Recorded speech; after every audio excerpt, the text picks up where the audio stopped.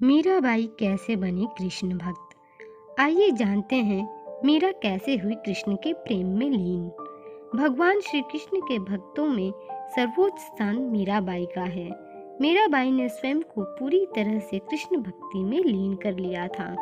प्रत्येक वर्ष अश्विन मास के शरद पूर्णिमा के दिन मीराबाई की जयंती मनाई जाती है। मीराबाई बचपन से ही भगवान कृष्ण की भक्ति में रम गई थी। मीराबाई अपने पूरे जीवन काल तक भगवान कृष्ण की भक्ति करती रही। आज तक मीराबाई की भक्ति के किस्से लोगों को याद भी हैं। आइए बात करते हैं अब मीराबाई के भक्ति सफर और कृष्ण के प्रति समर्पण को। मीराबाई कैसे बनी कृष्ण भक्त। कहा जाता है कि मीराबाई जब बाल्यकाल की अवस्था में थी तब उनके पड़ोस में किसी अमीर व्यक्ति के यहाँ बारात आई थी। सभी स्त्रियां छत पर खड़ी होकर बारात देख रही थीं। मीराबाई भी बारात देखने के लिए छत पर आ गई।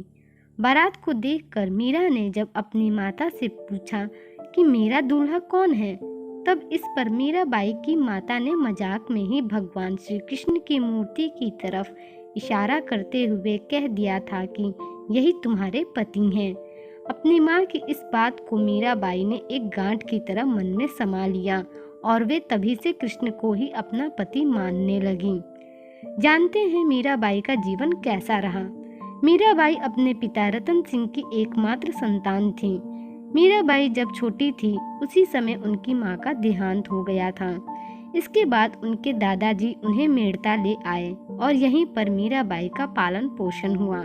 मीराबाई ने बचपन से ही अपने मन में कृष्ण की छवि को बसा लिया था और जीवन भर उन्हें ही अपना सब कुछ मानकर उनकी भक्ति में लीन रही।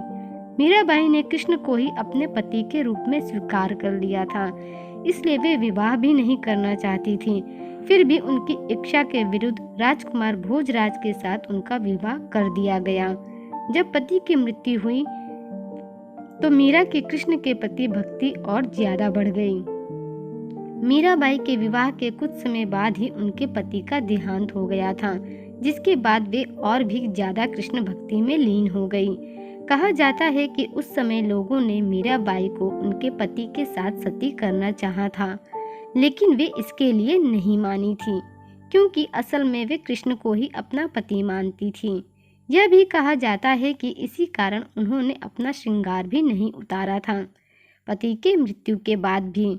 इसके बाद मीराबाई की अनुपस्थिति में ही उनके पति का अंतिम संस्कार कर दिया गया। मीराबाई के पति का देहांत होने के बाद उनकी भक्ति दिन पर दिन बढ़ती गई। कहा जाता है कि जब मीराबाई मंदिर जाती थी तो भक्ति में इतनी लीन हो जाती थी कि श्री कृष्ण की मूर्ति के सामने वह घंटों तक नाचती रहती थी।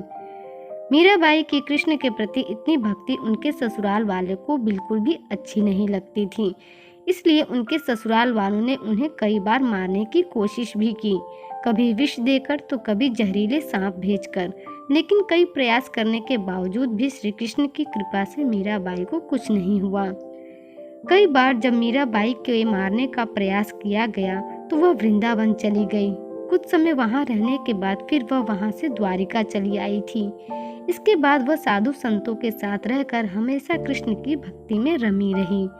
जब बात आती है मीराबाई की मृत्यु की तो इस बारे में कहा जाता है कि उन्होंने जीवन भर कृष्ण की भक्ति करते हुए अंतिम समय में भी वह भक्ति करते हुए कृष्ण की मूर्ति में समा गई थी। मीराबाई की भक्ति जग जाहिर है। जब भी भक्ति की मिसाल दी जाती है तो मीराबाई का नाम अवश्य लिया जाता है।